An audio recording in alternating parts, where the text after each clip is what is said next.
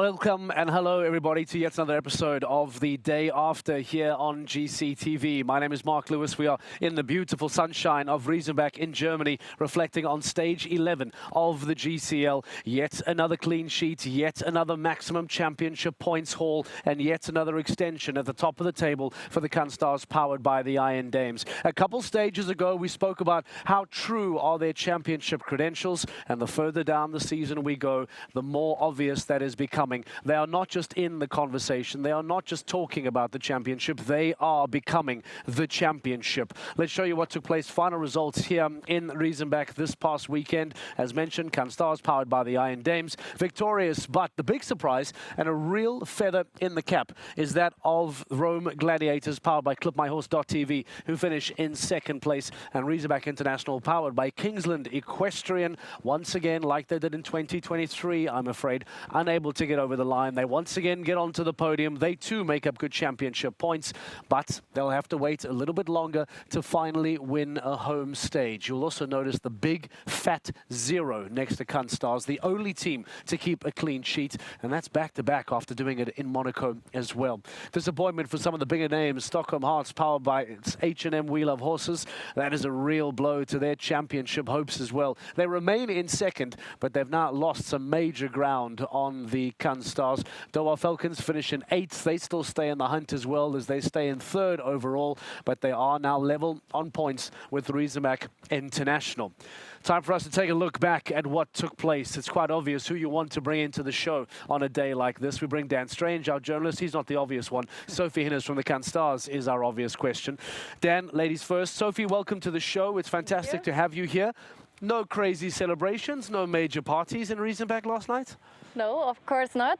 We have to compete today. Today is the Grand Prix, so better after the Grand Prix. The champagne on the podium, is that where the celebration stops? The champagne is all you and Katharina are celebrating on the night? No, since we are here in Germany, we have our family and friends here, so after the prize giving, we spent time with our family. We had a drink there, but we didn't go to the party. Okay, well, very, very reserved. There's a big weekend still to follow. It's very cool to have your family here, and I love that moment of seeing Katharina run off with the champagne into the corner. That was a really touching moment. Dan Strange, welcome to the show. You were able to witness yet another wonderful performance from the Kunststars, yet another clean sheet.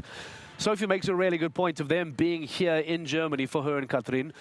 I noticed yesterday, and I imagine you on the ground would have really picked it up, the German supporters cheering for Kunststars as if they were Riesenbeck International. One that talks about the crowd here, right? But talk to me about being on the ground, listening to the support for essentially an opposition team on German soil. That was a really unique moment, wasn't it? Yeah, it was like their biggest away win. Yeah. You know, but it didn't feel like the most popular away team. Yeah, and actually it was really noticeable in round 1 when you went out and did what you did in round 1, and all the Riesenbeck International fans, obviously Christian had his time full, and so that you would expect them to sort of be holding back on the cheers for Kunststars, but it was very much German pride intermingled with being Riesenbeck International fans, I think, and it shone through in.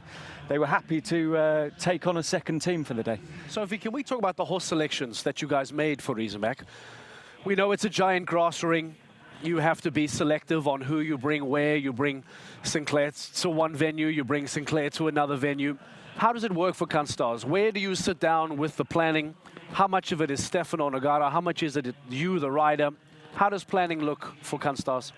We made quite early a plan. Everyone is telling their wishes for the shows, and then Stefano, he looks at all our wishes and makes a good plan for us that it also fits to everyone. I mean, everyone knows their horse is the best and knows what it fits the best in their show schedule. So this is how we do it, and we try to do it quite early that we can still switch something around if we have to. And how far do you go? Like, do you go 6 months ahead? Do you complete the season to Riyadh? Like, how far do you take? Yeah, like now we did 2 times that we made a new plan. So once beginning of the year and once a bit in the middle of the year, and then we will still see for the final and playoffs. So we know already the next shows till the final.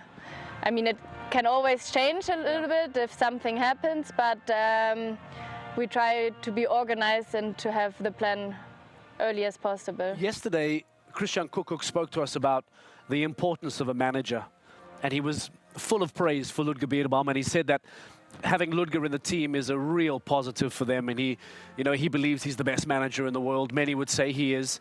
We've noticed this season the role that Stefano plays for you, and I wonder if the manager is becoming more and more important in GCL. Having a manager like him seems to be proving you very well. Can you tell us what kind of person is he like? Yeah, I think, as you say, it's really important to have a good manager. Already, like in front of the shows, that you know a little bit the plan. Also, if you bring 2 horses, and okay, we always like, of course, to jump a different horse in round 1 and 2 to just save them a little bit. So it's very important that there's one in the middle you can talk to and communicate, and also one that has to take the decision. I think this is also something what makes our success a little bit, that the communication is very good and we have a good organization as well. So he is a very important role for us, and also we have him always on the warm-ups. Either we can also ask him for the help at the jump. I mean, he knows the job very well, so also on that side he can be a help for us, but also he knows all the results. So when we go in, I like to know a little bit. Okay, first, yesterday was the plan A, of course, to ride clear, but if I had one down in the beginning, how fast do I need to go?